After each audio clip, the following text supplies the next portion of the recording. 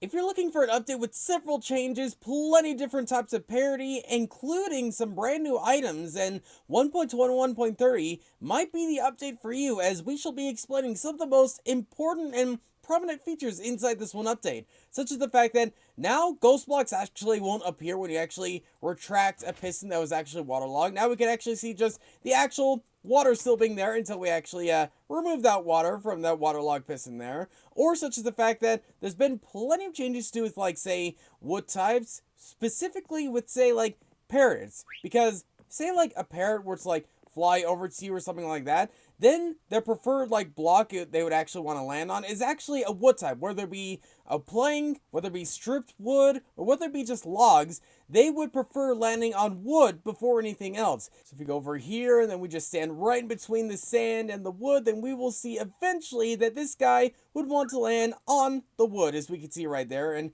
something else you might want to land on is the fact that now seagrass, kelp, and turtle eggs, they can now no longer be placed right on top of fences. As we can see, I'm trying my very hardest to place these on top of fences, and no matter how hard I try, no matter what I do, I can't get them to go right on top of fences. So that's just one minor hindrance in the case you, for some reason, had kelp or seagrass or whatever on top of fences. I don't know why you would, or what build you need those for, but something I do know you need something for is the fact that pitcher plant pods would actually only give you one piece of dye before, but now as this one update, as we can see, it'll actually give you two bits of dye, as we can see right here now, which is a pretty handy thing now, pretty handy thing. Something else that's a pretty handy thing is the fact that 35 different types of items and blocks have been completely renamed to match Java Edition. This is just to add, like, that separate little bit of parity that's just been missing for the longest time.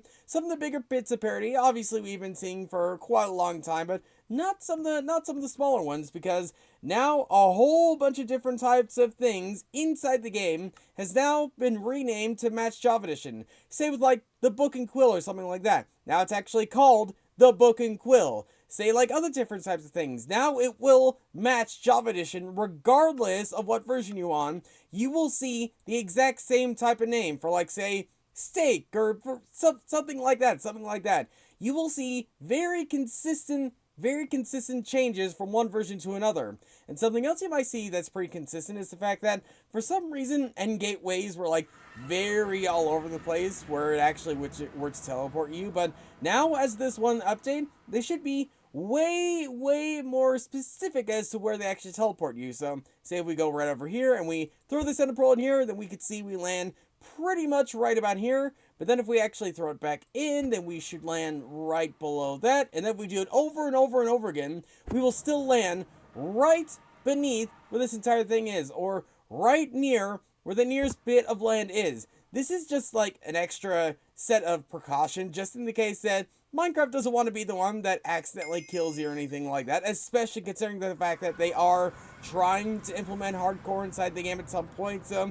just adding that little extra bit of security is just another handy thing. Something else that's a pretty handy thing, maybe not for players, but for breezes, is the fact that now breezes actually don't have, like, a limit as to how far they can actually shoot the player or something like that. So say we pop back into, say, survival or something like that, we actually spawn in a breeze and we go all the way over here, and then we could see that, yep, no matter how far we go, that breeze will follow us, that breeze will target us, that breeze will try and take us out no matter how far we go, and so long as it's in the range of the simulation distance or in the range of our render distance, that breeze will still be on us, unless if it gets stuck in something, as we can see right there. What did you do, dude? You had one job.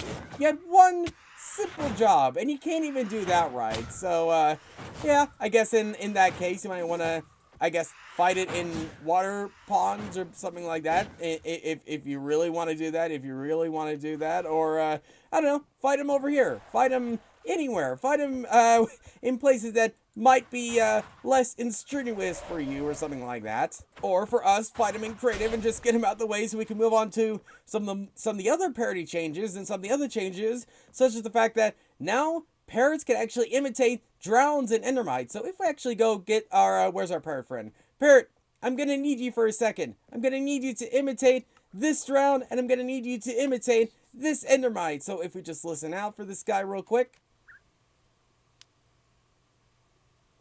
I have no idea if you made those noises. I have no idea.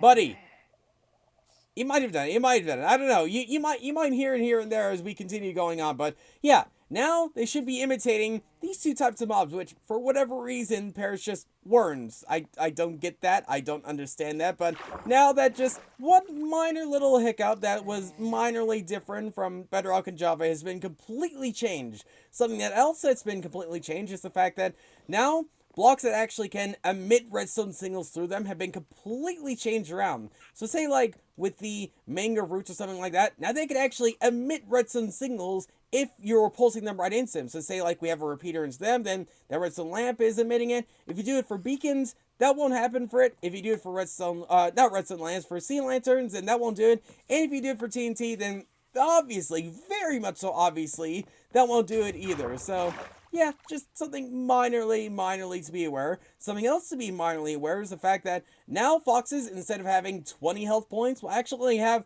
10. Again, this is a parity change, so like, even though this is minorly mean to do for a fox or something like that, it is something to be relatively consistent. So as we saw, it took 10 health points right off, 10 hits, and that took only one, because that's obviously another right sword with crit hits, but yeah, now foxes are just that little bit weaker now. Something else that's not weaker is the fact that now, if you were to enable an experimental feature inside, the experimental tab, you will have access to bundles. You will actually have access to bundles.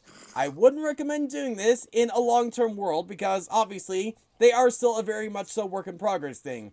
But in the case you want to play around with them, in the case you want to do something with bundles inside this one update, then you can actually do it now. You can actually make the most out of bundles, even though they are in a very incomplete state. You can still play around with them. You can still have a good time with them. You can still experiment with them. And that's just such a welcome thing. Even though, again, they are still very much so in the early stages of development, it's still cool to be able to play around them inside a semi-full version, even though it's not a completely full version. But yeah, those are some of the most interesting things I saw inside of 1.21.30. Let me know what you think of the update down below. But for now, thanks for watching, and I'll see you all later.